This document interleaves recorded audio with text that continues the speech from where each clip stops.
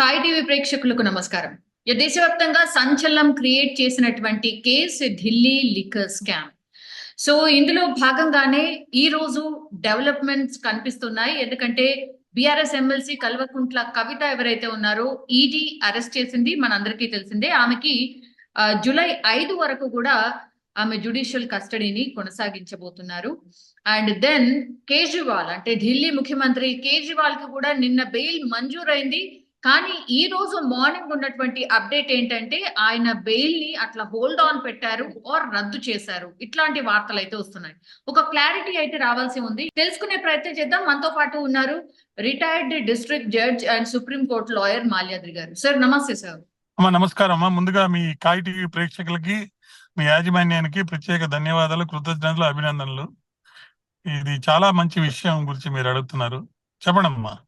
Yes sir, ఇప్పుడు Delhi liquor scam లో ఏం జరగబోతోంది సార్? ఇవి రెండు మేజర్ డెవలప్మెంట్స్ ఈ రోజు కనిపిస్తున్నాయి సార్.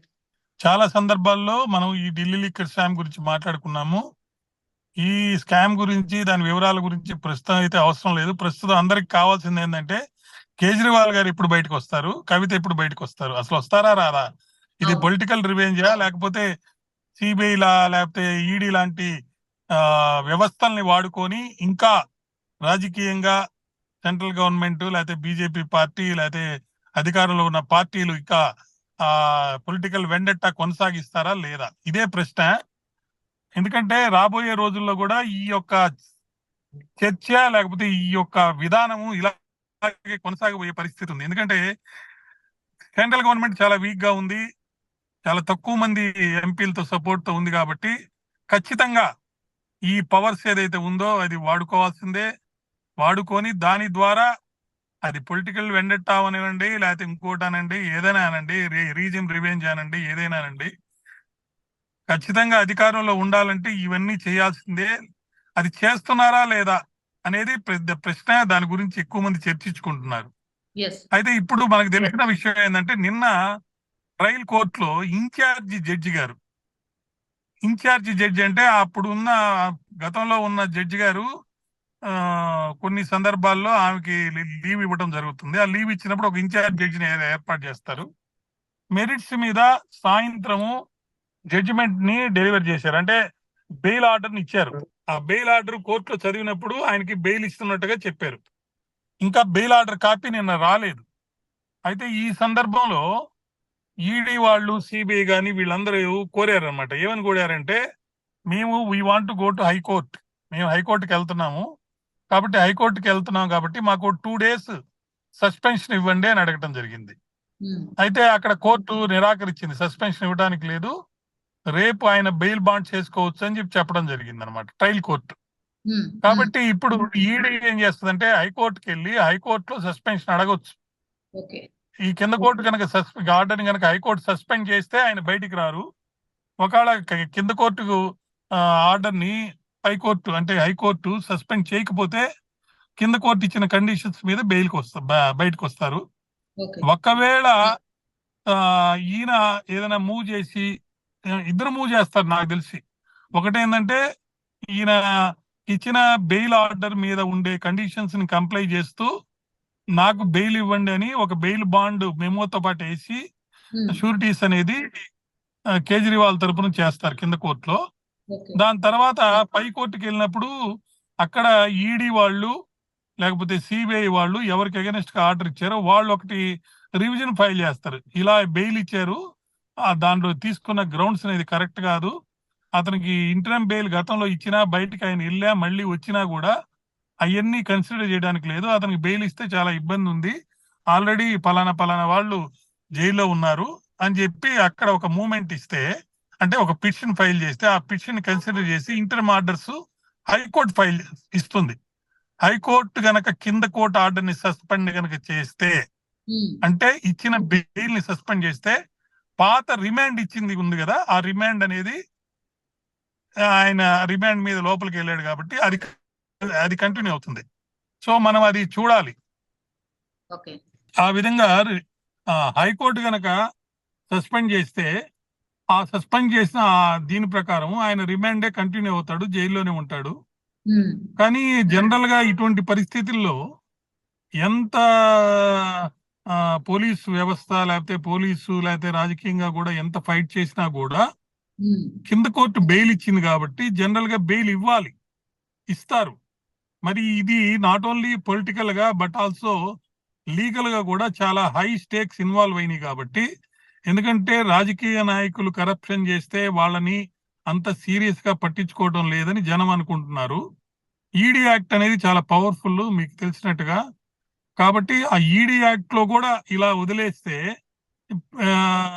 కరప్షన్ అయితే మనీ లాండరింగ్ అనేది ప్రివెంట్ చేయలేము, ఇంటర్నేషనల్ గా మనకి చెడ్డ పేరు వస్తుంది అనేదిగా ఉంది. కాబట్టి బహుశా దీంట్లో ఏమైనా బెయిల్ ఆయనకి సస్పెండ్ చేయకపోవచ్చు. అంటే కింద కోర్టు ఆర్డర్ ని సస్పెండ్ చేసి ఆయనకి బెయిల్ ఇవ్వకుండా ఆయన్ని లోపల కంటిన్యూ చేయొచ్చు. ఇది అయితే $1 మిలియన్ క్వశ్చన్ ఏంటంటే, వాట్ అబౌట్ కవిత గారు? Yes sir, exactly. కవిత గారు ఎస్ సార్, A1 గా ఉన్నటువంటి కేజ్రీవాల్ కి బెయిల్ వస్తోంది కాబట్టి, మరి ఆ తర్వాత ఉన్నటువంటి కవిత కావచ్చు, లేదంటే ఢిల్లీకి సంబంధించిన హోంమంత్రి మనీష్ సిసోడియా కావచ్చు, ఇట్లాంటి వాళ్ళు మరి ఆల్రెడీ జైల్లో ఉన్నారు కదా, మరి వాళ్ళకు కూడా బెయిల్ వస్తుందా? ఇది చాలా మంది క్వశ్చన్ రైజ్ చేస్తున్నారు సార్. క్వైట్ ఇంట్రెస్టింగ్ కూడా. అది చాలా కరెక్ట్ కాదమ్మా, అది పొరపాటు. ఒకరినొకరితో కంపేర్ చేసుకోవడానికి లేదు. ఎవరి బెయిల్ అప్లికేషన్ లో ఎవరి రోలు ఆ మొత్తం నేరంలో జరిగింది అనేది చూసుకొని each case differs to other case. Okay. So ఈ మనీష్ సిసోడియాకి సంబంధించి హెల్మ్ ఆఫ్ ద అఫైర్స్ లో చీఫ్ మినిస్టర్ గా ఆయన ఉన్నాడు కాబట్టి, అప్పుడు అతను ఉన్నప్పుడు మనీష్ సిసోడియా కన్సర్న్ మినిస్టర్ గా ఉండి ఇతని నాలెడ్జ్ లో ఆయన చేశాడు. వాళ్ళిద్దరు కూడా ఈ యొక్క అంటే భారీ స్కామ్ లో, లిక్కర్ స్కామ్ లో మెయిన్ సూత్రధారులు. ఈ డబ్బంతా కూడా ఆప్ పార్టీకి వెళ్ళింది. ఆప్ పార్టీ గోవాలో, పంజాబ్ లో ఎలక్షన్స్ లో దీన్ని వాడింది అనేది అలిగేషన్. అయితే వాళ్ళిద్దరికి సంబంధించి కూడా డైరెక్ట్ గా ఈ అమౌంట్స్ ఏవి కూడా వాళ్ళు అకౌంట్స్ లో కానీ వాళ్ళు తీసుకున్నట్టుగా కానీ పర్సనల్ గా పార్టీ పరంగా కాకుండా ఎక్కడ కూడా ఎవిడెన్స్ చూపించలేకపోయారు. కానీ కవిత గారి విషయం అదర్వైజ్. అదేవిధంగా మనీష్ సిసోడియాకి సంబంధించి అప్పుడు గతంలో ఇచ్చిన ఆర్డర్లో మరి సుప్రీంకోర్టు ఏమడిగిందంటే, ఇన్ని 1 year మోర్ దాన్ 1.5 years నుంచి లోపల ఉన్నాడు, అది 1 year 2 months ఎప్పటికైంది. అయితే ఎప్పుడు ఈ ట్రయల్ కంప్లీట్ అవ్వద్దు, ఎన్ని రోజులు ఆయన ఇట్లా లోపల పెడతారు, ఆయన యొక్క రోలు అప్పుడు హెల్మ్ ఆఫ్ ద అఫైర్స్ లో ఆయన మినిస్టర్ గా ఉండటమే గాని ఆయనకి డబ్బులు లబ్ధి పొందాడని ఎక్కడా లేదు కాబట్టి ఆయన ఎందుకు రిలీజ్ చేయకూడదు అని అడిగినప్పుడు సుప్రీం కోర్టులో ఏం చెప్పారంటే 6 months లో ఇది కంప్లీట్ చేస్తామని అన్నారు ట్రయల్. కానీ 6 months అయిపోయింది, కంప్లీట్ కాలేదు. ఆ గ్రౌండ్ మీద కూడా మనీష్ సిసోడియా గారు వెళ్ళి నాకు బెయిల్ ఇవ్వమని అడిగితే ఇవ్వలేదు, కొట్టేశారు. కాబట్టి ఈయన హెల్మ్ ఆఫ్ ద అఫైర్స్ లో చీఫ్ మినిస్టర్ గా కొనసాగుతున్నాడు కాబట్టి ఈయనకి బెయిల్ ఇవ్వడానికి అవకాశం లేదు. ఎందుకంటే ఇతనికి లబ్ధి పొందాడా లేదా అనేది అప్రస్తుతము. తీసుకున్న నిర్ణయము విషియేటెడ్, కాన్స్పిరసీలో భాగంగా ఈ నిర్ణయం తీసుకున్నారు అని చెప్పి వాళ్ళు వాదిస్తున్నారు. అదే కనుక జరిగితే ఈయనకి బెయిల్ రాదు. ఒకవేళ ఈయనకి బెయిల్ వచ్చినా రాకపోయినా కవిత గారికి సంబంధించి బెయిల్ వస్తుందా లేదా అంటే, చాలా మంది నన్ను ఈ విషయం అడిగారు. గతంలో మీరు కూడా అడిగారు, కవిత గారికి మీరు అడ్వకేట్ అయితే మీరు ఎలా చేస్తారని. నేను ఆ సందర్భంగా చాలా విషయాలు చెప్పడం జరిగింది. కవిత గారిది ప్రత్యేకమైనటువంటి ఒక డిఫరెంట్ కేసు. దాంట్లో ఏంటంటే ఆమె ఎవిడెన్స్ ని డిస్టర్బ్ చేసింది, ఎవిడెన్స్ ని డిస్ట్రాయ్ చేసింది అనేది ఒక అలిగేషను. ఇన్వెస్టిగేషన్ కి కోఆపరేట్ చేయలేదు అనేది రెండో అలిగేషను.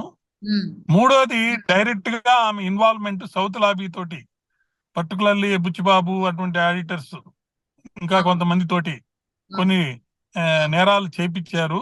ఆమెకి లబ్ధి పొందింది, ఒక ల్యాండ్ డీల్ లో డబ్బులు ట్రాన్స్ఫర్ అయినట్టుగా కూడా చూపించారు. కాబట్టి ఆమెని వదిలితే కేసు మొత్తం కూడా డిస్టర్బ్ అవుతుంది, ఎవిడెన్స్ ని, సాక్షుల్ని కూడా ప్రభావితం చేస్తుంది అని చెప్పేది వాదన. కాబట్టి అందరికంటే లాస్ట్ లో బెయిల్ వచ్చేది కవిత గారికి. ఓ గాడ్, అవునా? కాబట్టి అని ఎక్కువ మంది అనుకుంటున్నారు లీగల్ సర్కిల్స్ లో. సార్ కారణం ఏంటంటే మిగతా వాళ్ళ మీద పెట్టిన కేసులు వేరు, వాళ్ళ రోల్ వేరు, ఈమె మీద పెట్టిన కేసులు వేరు, ఈమెకి వచ్చినటువంటి సాక్ష్యాలు, ఈమెకి సంబంధించి వాళ్ళు చేసిన పరిశోధనలో ఈమె ఒక 5 స్టార్ హోటల్లో అటెండ్ అవ్వటం, వాళ్ళందరినీ కలవటం, తర్వాత ఏదైతే దాన్ని ఏమంటారు ఫోన్లన్నీ కూడా మళ్ళీ మార్చటం, సిస్టమ్స్ మార్చుకోవటం, ఫార్మేట్ చేయటం, ఇలా చాలా కొన్ని సందర్భాలు, కొన్ని విషయాలు మనం చూసినప్పుడు ఆర్థిక లావాదేవీలు కానీ ఆ ట్రాన్సాక్షన్స్ కానీ ఇవన్నీ కూడా ఖచ్చితంగా స్ట్రాంగ్ ఎవిడెన్స్ అవుతుంది. అయితే అట్ ద సేమ్ టైమ్ ఈమె లేడీ అయి ఉండటం, ఇప్పుడు ప్రస్తుతం ఆమెకి ఎటువంటి పదవి లేకపోవటం, గతంలో వాళ్ళ ఫాదర్ సీఎం గా ఉన్నారు కాబట్టి ఆయన ఏమైనా ఇన్ఫ్లుయెన్స్ వాడతాడేమని ఒక పర్టికులర్ ప్రొజెక్షన్ చేశారు. ఇప్పుడు అది కూడా లేదు కాబట్టి, రాజకీయంగా కూడా అంత ఇంపార్టెన్స్ లేదు కాబట్టి, అంత పిల్లలు చదువుకుంటున్నారు. ఎమ్మెల్సీగా ఉన్నారు కదా, ఎమ్మెల్సీ ఉన్నా కానీ అంటే కాదమ్మా, ఆయనేమో సీఎం గా ఉన్నారు, ఈమె ఎమ్మెల్సీగా ఉన్నారు కదా, ప్రజా ప్రతినిధులే కదా అనేది కూడా వస్తోంది సార్ కంపారిజన్. అంటే ప్రజాప్రతినిధులైనా ఇన్ఫ్లుయెన్స్ చేసే స్థాయి ఉందా లేదా అని. ఒక minister, chief minister, opposition leader గా ఉండటం, ఇలాంటి ఏమైనా ఉంటే ఎక్కువ ఇన్ఫ్లుయెన్స్ చేసేదానికి ఉంటాయి కానీ కేవలం ఒక ఎమ్మెల్సీ అయినంత మాత్రం అలా ఉండదు కదా, అంతా ఇన్ఫ్లుయెన్స్ చేసేదానికి అవకాశం లేదు. గతంలో లాగా ఇప్పుడు పరిస్థితులు బీఆర్ఎస్ కి ఇటు కేంద్రంలో గాని ఇటు రాష్ట్రంలో గాని లేదు. ప్రజలు కూడా అంత ఉన్నట్టుగా మనకు కనపడటం లేదు. ఎందుకంటే ఎంపీ ఎలక్షన్స్ లో కనీసం ఒక్క సీట్ కూడా రాలేదు వాళ్ళకి. అందులో బీజేపీతో లోపాయకారి ఒప్పందం ఉందని కూడా జనం అనుకుంటున్నారు, వాస్తవాలు ఏదైనా కూడా. ఆ విధంగా కవిత గారి కేసు చాలా డిఫరెంట్ ఫ్యాక్ట్స్ అండ్ సర్కమ్స్టాన్సెస్, ఆమె మీద వచ్చినటువంటి పరిశోధనలో జరిగిన ద్వారా సాక్ష్యాల సేకరణలో వచ్చిన విషయాలు మనం చూసినప్పుడు ఆమెకి ఇప్పుడున్న పరిస్థితుల్లో బెయిల్ రావడం అంటే మిగతా అందరికి వచ్చిన తర్వాత వస్తుందేమో అనేటట్టుగా లీగల్ సర్కిల్స్ లో చర్చించుకుంటున్నారు. కాబట్టి ముందుగా కేజ్రీవాల్ ఆయన యొక్క బెయిల్ అప్లికేషన్ హైకోర్టు ఏమవుతుందో చూడాలి. దాని తర్వాత ఆమె జూలై 5 దాకా రిమాండ్ లో ఉంటుంది అని చెప్పి మనకు తెలిసింది. అయితే ఇక్కడ ఒక విషయం చాలా మంది అడుగుతుంటారు, ఎలా అని. అంటే ఇందాక చెప్పినట్టుగా చాలా గ్రౌండ్స్ చెప్పాను.